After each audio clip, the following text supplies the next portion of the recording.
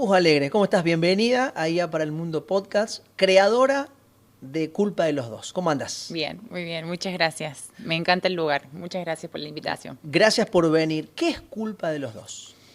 Culpa de los Dos es un emprendimiento de una moza en ese momento y un cocinero que se quedan embarazados medio sorpresivamente y bueno, y tienen que ver la manera de buscar plata, de buscar este extra que necesitamos para la llegada de este bebé.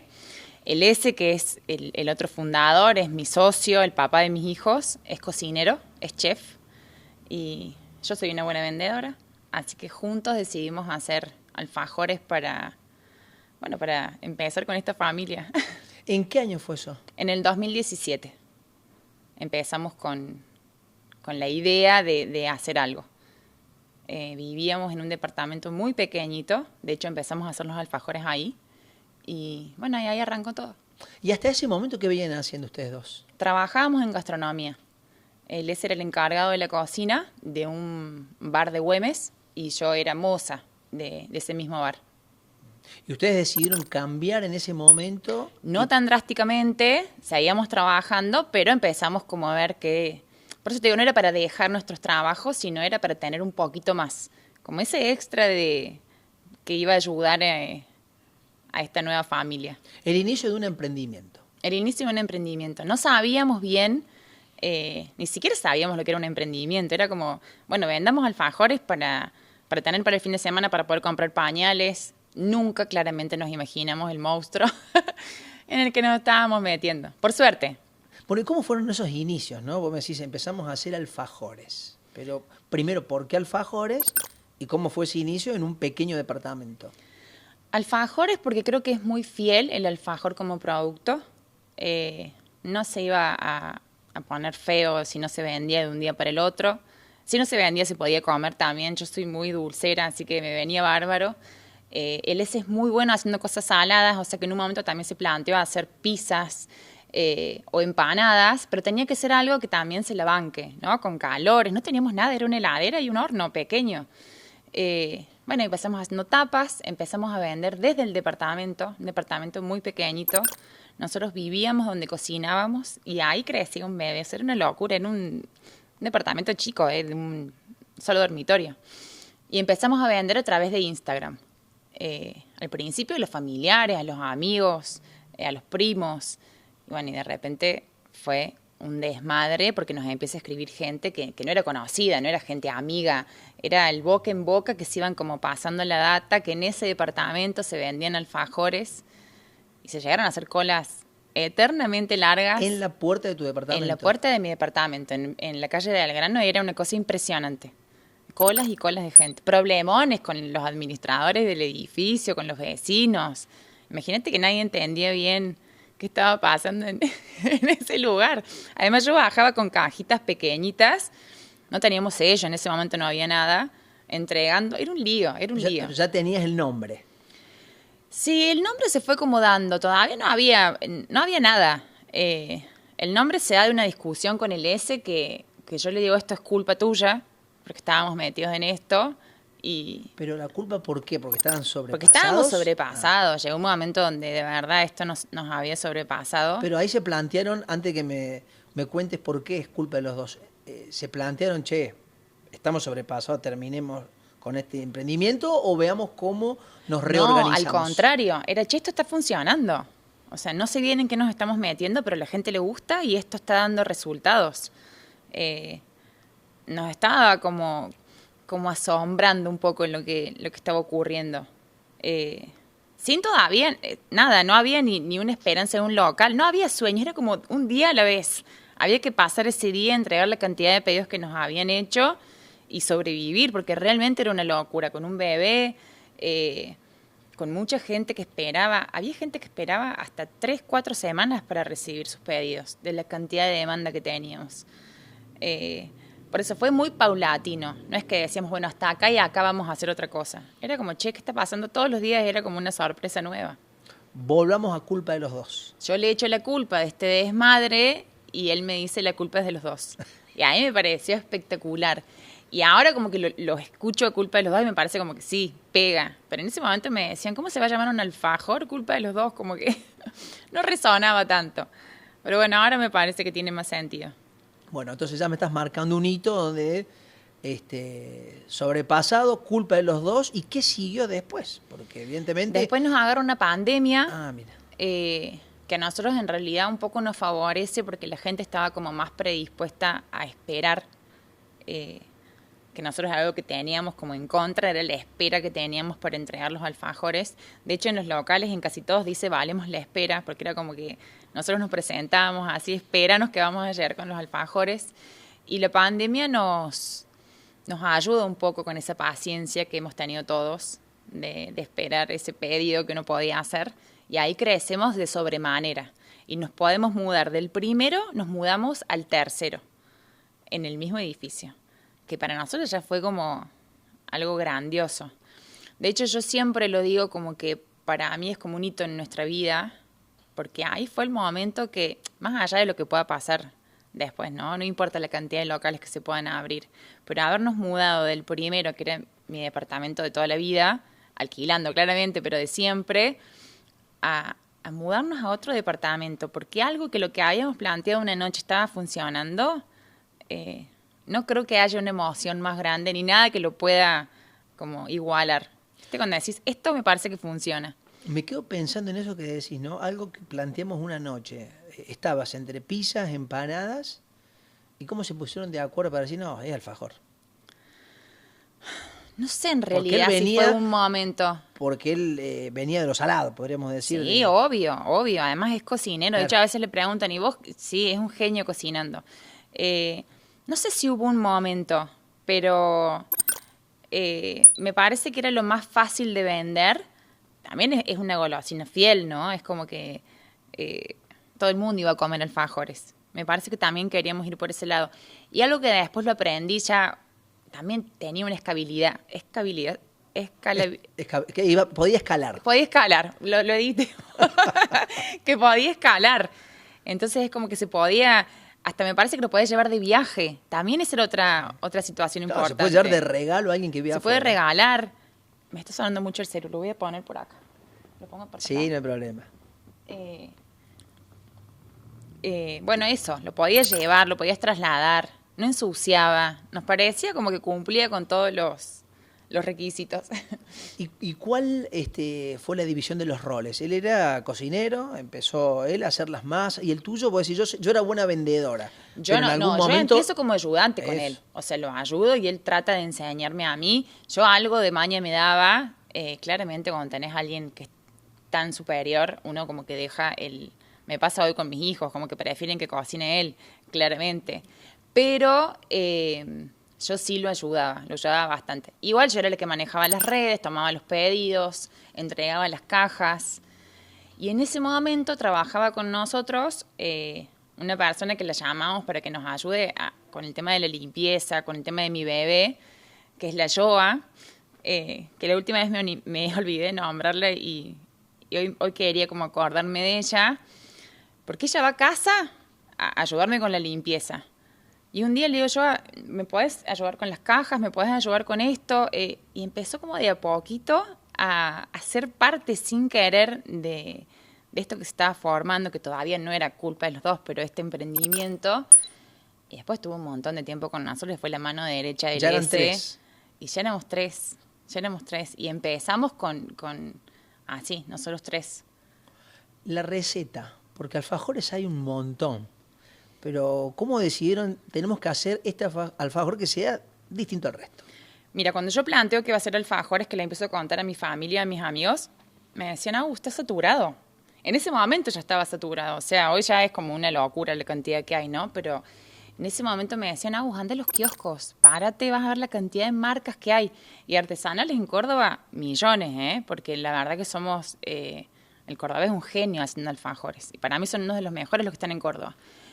Y yo digo, los míos van a tener más dulce de leche, que es algo que, bueno, hoy está más de moda, pero en ese momento te juro que no había alfajores con mucho dulce de leche. Entonces, para mí, ese iba a ser el diferencial como más grande sobre todo el mercado. ¿Y tamaño? Y Más allá tamaño, vos me decís, mucho dulce de leche nos hace distintivos del resto por el relleno. el tamaño es bastante más grande que un alfajor común de kiosco, que un alfajor industrial. Sí, sí, sí, sí. De hecho, es como si fuera una mini torta. Igual no me gusta como etiquetarlos porque yo me como uno, como más de uno, dos, y es como no me comí dos tortas, pero sí, son más grandes.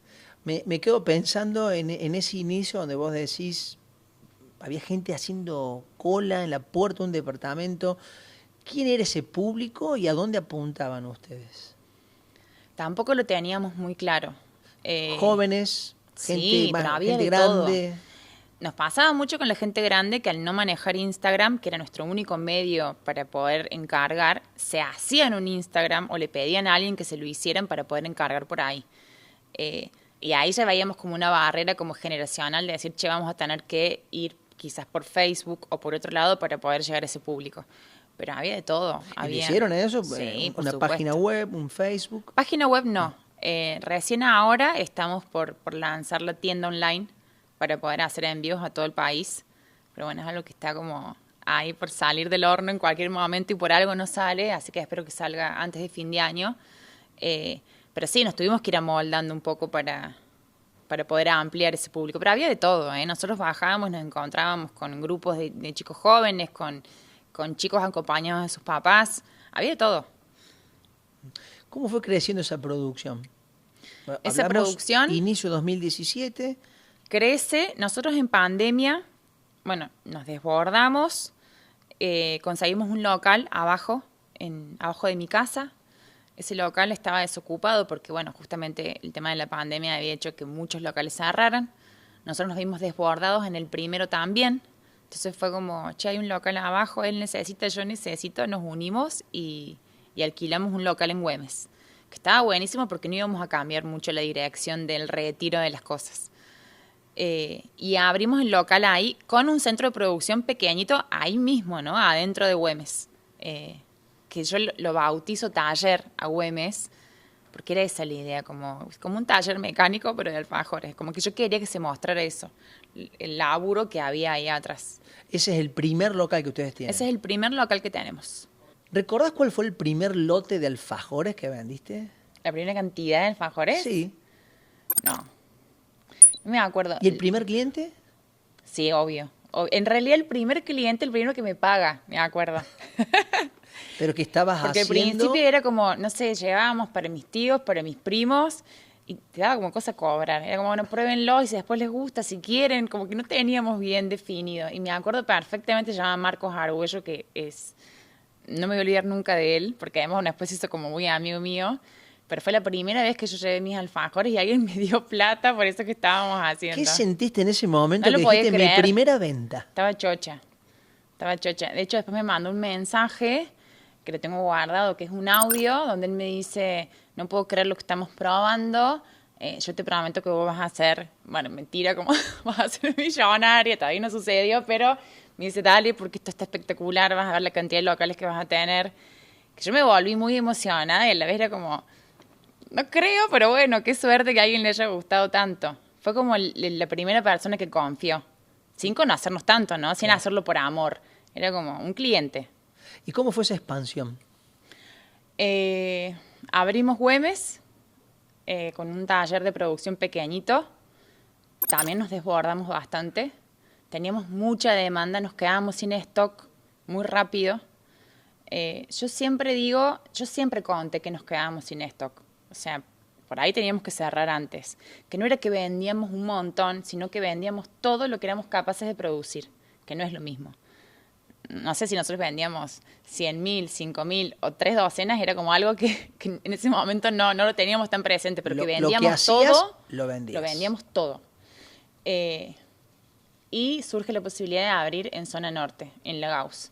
Teníamos muchos clientes de zona norte, que bueno, viste que lo que yo te decía recién, la gente de zona norte, por ahí le cuesta mucho ir, más que nada a Güemes, que por ahí es muy difícil de estacionar. Como nosotros venimos para acá, es como que nos venimos a un país distinto. Así que abrimos ahí en La Gauss, que está todavía mi local majestuoso de La Gauss, que es divino, es divino. Después de La Gauss, sí, abrimos el centro de producción. más grande. Como ya profesionalizándonos un poquito más. ¿Cuántos locales tenés? Hoy 5.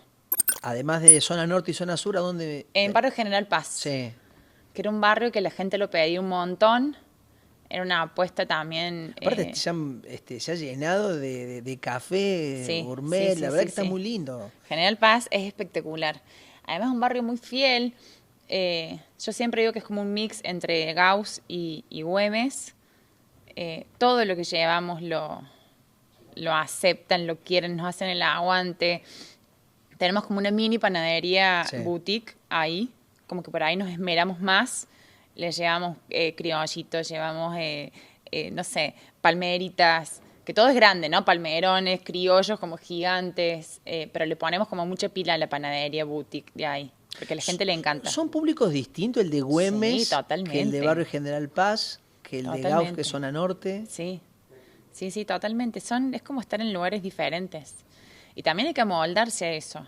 A mí en Gauss me llevó un año conocerlo. Si bien yo ya tenía mis clientes, a mí me pasaba mucho que la gente no nos conocía. Que no es que yo me creía la más conocida del mundo, pero algo. Algo ya era. Agus, el alfajor que vendés en Güemes. No.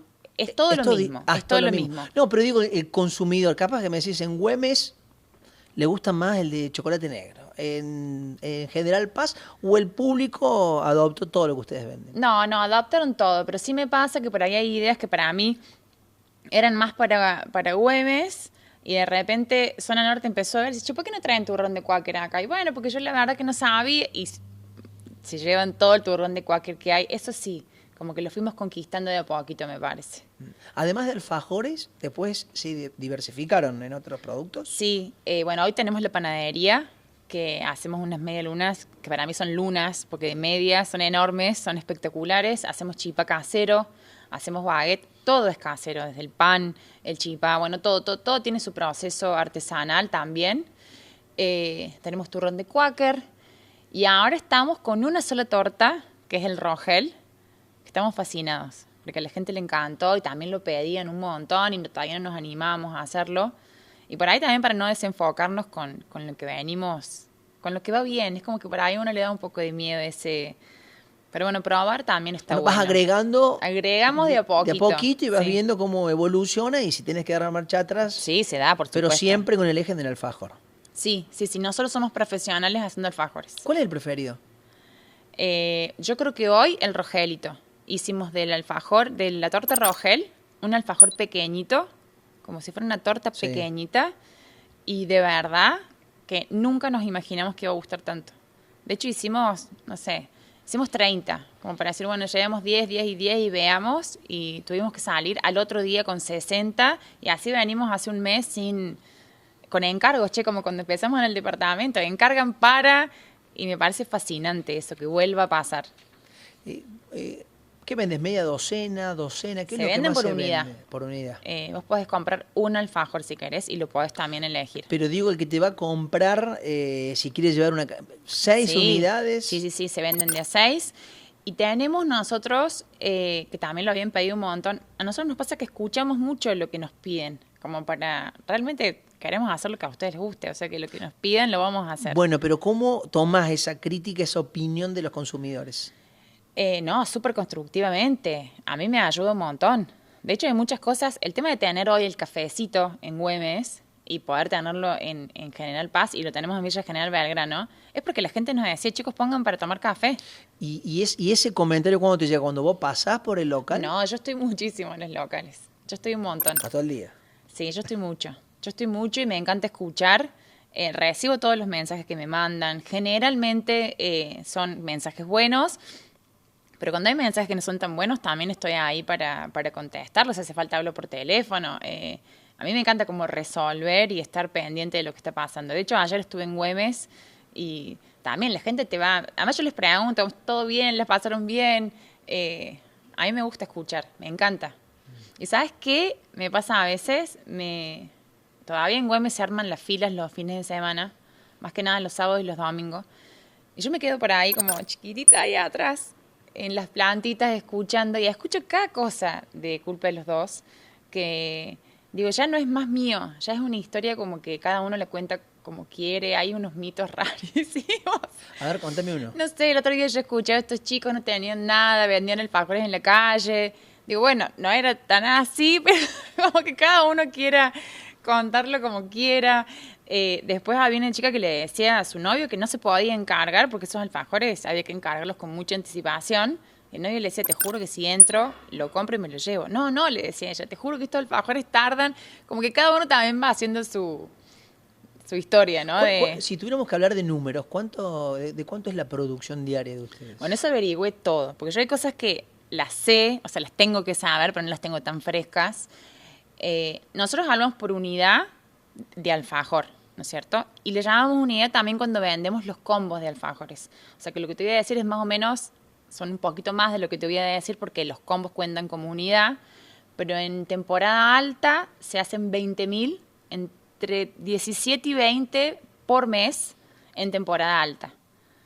Y en temporada más baja ya bajamos entre 10 y 15. Bueno, hablaste del primer taller donde ustedes están fabricando los alfajores. ¿Cómo es el trabajo? Porque es totalmente artesanal a mano. Totalmente artesanal hasta el día de hoy, sí. Tenés un horneado, tenés un preparado de la masa. Tenemos las mismas personas, nos acompañan hace 7 años casi. O sea, ¿Cuánta gente trabaja con ustedes? Con el S trabajan 17 personas en la parte de producción. Él sigue siendo el jefe de cocina de ahí. Sí, el jefe de producción sería. Y hoy tenemos un equipo mucho más formado, ¿no? Ahí hay una ingeniera, hay una bromatóloga, hay un montón de cosas que antes yo ni siquiera sabía bien para qué, no para qué servía, pero como que digo de verdad, pero tanta gente va a ver. Bueno, sí, hoy es un equipazo. Hoy está muy profesionalizada la parte de producción. Te hago una pregunta, Gus. Alguien que quisiera trabajar, ¿tiene que ser un profesional? ¿Tiene que mandarte un currículum? No, el equipo nuestro, y eso a mí me encanta como contarlo, porque es un equipo que no pide una experiencia en el rubro. ¿No estás buscando un pastelero? No. Hubo casos puntuales, de hecho la gente por ahí nos escribe, pero yo tengo esta experiencia que está genial también, pero no es eliminatorio, digamos. De hecho, tenemos un montón de personas que no tenían la más mínima idea, nunca habían trabajado en una cocina y empezaron desde cero. ¿Un ejemplo? No sé, desde uno de los chicos que era guardia de seguridad, que me acuerdo cuando entró, yo digo, ¿cómo va a ser para decorar? ¿Entendés? Como que lo veía tan grandote y tan serio y después, hoy es uno de los mejores que baña los alfajores y también se enamoran mucho del proyecto. Y también me da mucho orgullo pensar que el S pudo transmitir todo lo que él sabía desde cero. Vos eras empleada de un bar. Sí. ¿Y qué significa para vos dar empleo? Es un montón. Yo creo que más cuando entras en algo tan desde abajo y que se formó con tanto amor y tanto esfuerzo, también es formar parte de un sueño, ¿no? Es como que lo están compartiendo con vos. Y hoy me parece también mucha responsabilidad. Te da mucha responsabilidad. Nosotros antes en el departamento es como que no vendíamos, pero cerrábamos las puertas y estábamos nosotros dos solos. Hoy es como que nos levantamos pensando en un montón de personas que dependen de culpa de los dos. No me gusta ponerme a mí como que dependen de mí, porque yo ya hoy soy como parte de, pero sí, en definitiva sí. Es una responsabilidad muy grande dar trabajo.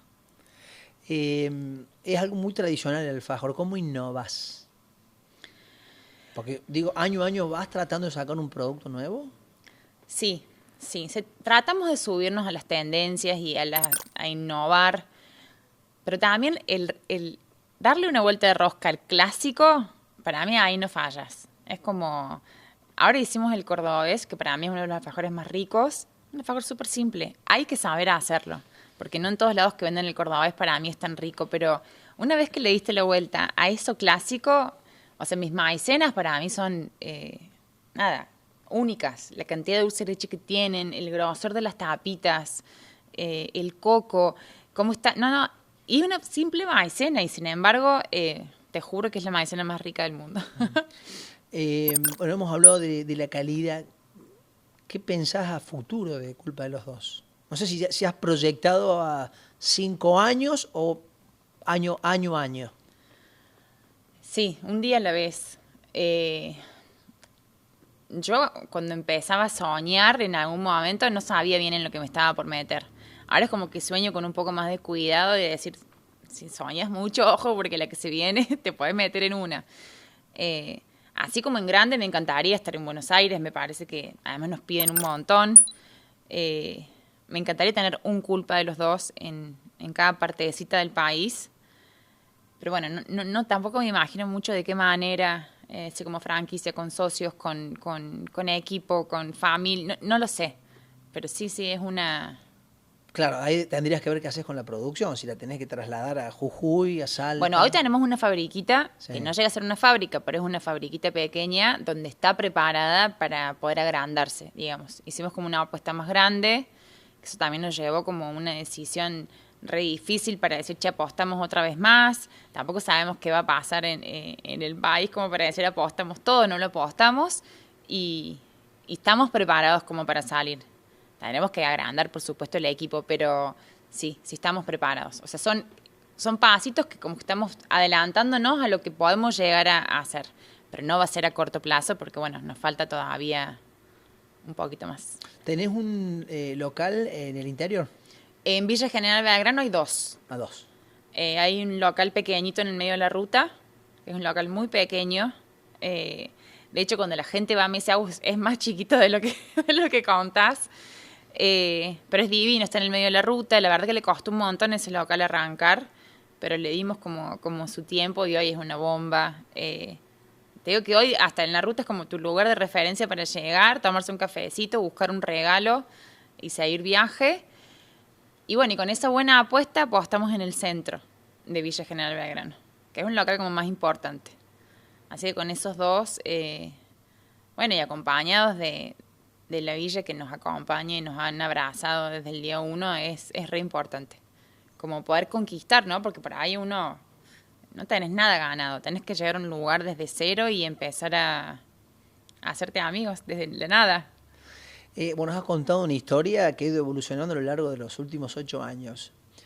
¿Hubo algo que en algún momento, más allá del haberte visto sobrepasada en la producción, pero algún otro hecho que te haya hecho repensar, che, termino acá todo, o que te haya complicado en ese momento el trabajo, la producción, el No, crecimiento? complicado estamos todos los días. Desafíos hay todos los días. Yo creo que ganas de tirar todo, no. Reales, no.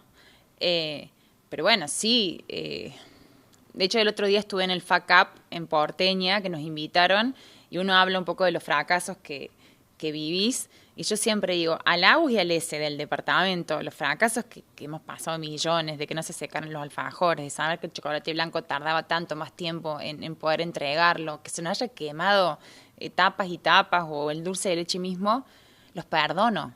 Pues como que no sabían nada, ¿qué se le podía pedir a ellos dos? Por ahí hoy, ya con un equipo más formado, con una apuesta más grande, cuando te equivocas también perdes más. ¿Viste? Cuando te equivocas como poquito, perdes poquito, y cuando te equivocas más de grande es como que pones en riesgo más cosas. Yo creo que está buena la resiliencia y esa flexibilidad de equivocarse y salir de nuevo. Y también aprendimos que no nos equivocamos porque éramos chiquitos. Nos vamos a equivocar también siendo grandes. Pues nos equivocamos todos. Equivocarnos es levantarnos y tomar decisiones. Hay alguna que la puedes tomar mal. Pero creo que estamos preparados para eso. No teníamos nada, entonces también es como todo lo que empezamos a tener es bienvenido y es un aprendizaje. Y todo se agradece. ¿Qué le dirías a un emprendedor? Porque está muy de moda, ¿no? Lo del Sí, ser emprendedor. Ya los emprendedores se ayudan entre ustedes, ¿no? ¿Tenés alguien que te dice, che, Agus, ¿a dónde conseguiste este producto? ¿A dónde conseguiste esta sí, caja? obvio. Yo creo que hoy el camino del emprendedor, a diferencia de otras épocas, todos colaboramos con todos. De hecho, yo estoy estudiando en el CUP Emprendedorismo, que es el primer año que se hace esta carrera, que me invitaron a participar y me parece espectacular. Somos un montón de emprendedores, donde aprendemos un montón entre todos. Y nada, desde el más grande al más pequeño, todos tenemos cosas para aportar. Yo creo que el emprendedor es lo que no sé, lo que va a salvar la vida de todos. El emprendedor se la banca, el emprendedor vuelve a empezar, el emprendedor no tiene un objetivo uno solo, tiene un montón porque sabe que por ahí puede llegar a cambiar de parecer en cualquier momento. ¿Qué consejo, más allá de esto, no, la resiliencia, que se animen? Sí, obvio. Alguien que dice, arranco con algo chiquitito, que se animen, que lo hagan. Yo creo que hay que salir a mostrar lo que hacemos. Ya. Cuando salís bien, salís tarde. Es mejor no tener ni siquiera el producto listo, terminado, ni tan perfecto. Es mejor salir a mostrarlo. Porque además va a haber alguien que también lo va a hacer, ¿no? Es como que las ideas están en el aire y son un poco de todos. Entonces hay que salir a mostrarlo. Me quedé pensando en un producto que nombraste recién, el dulce de leche. Sí. Y con esto te cierro la entrevista y te agradezco que hayas venido. ¿Cómo han elegido esos productos ustedes? El dulce de leche, esta harina, bueno, ¿cómo fueron eligiendo esos que hoy conforman este alfajor que es de los mejores? Nosotros hacíamos absolutamente todo casero cuando estábamos en el departamento. O sea, él ese hacía el dulce de leche. Después eso fue como cada vez más, y cuando llegamos al taller de Güemes tuvimos que decir, bueno, ¿quién puede hacer esta receta en más grandes cantidades? Hoy se consigue en Córdoba personas que puedan hacer tú mismo dulce de leche. Tenemos un plan B, por supuesto, siempre. Pero todo es lo mejor. Es como que nunca fue... ¿Cuál es el mejor? Bueno, ese. Vamos al mejor. De hecho, nuestro chocolate creo que es uno de los mejores. Se compra en Buenos Aires. Todo lo elegimos lo mejor. Y eso que no teníamos un mango. Éramos como ambiciosos en buscar la mejor calidad, pero tampoco teníamos mucho para invertir. Y creo que en eso fuimos como bastante pillos. ¿Valió la pena que la culpa fuera de los dos? Sí, claro que valió la pena. El otro día, mi hijo más grande, que bueno, que yo siempre le digo, Toto, culpa tuya es todo esto, como riéndonos, me mandaron una nota del cole diciendo que Toto había contado lo que hacían sus papás, y Toto dijo, gracias a mí existe culpa de los dos. Como que cambió esa culpa por el gracias y me pareció espectacular que lo haya visto de esa manera. Así que bueno, sí, valió la pena. Si se quiere, se puede. Sí, por supuesto. Con mucho trabajo, profesionalizándose todos los días. Nunca lo sabemos a todos. Ya mañana hay algo nuevo. Y haciendo equipo, armando equipo. Eso es lo más importante. Yo hoy tengo un gran equipo que me acompaña. Y tengo mucha parte de mi familia trabajando conmigo también, ¿no? Fui buscando hermanos, fui buscando primos, fui buscando gente para armar un buen equipo. Hago muchas gracias por venir. No, por favor, a vos por todo. Chao, hasta luego.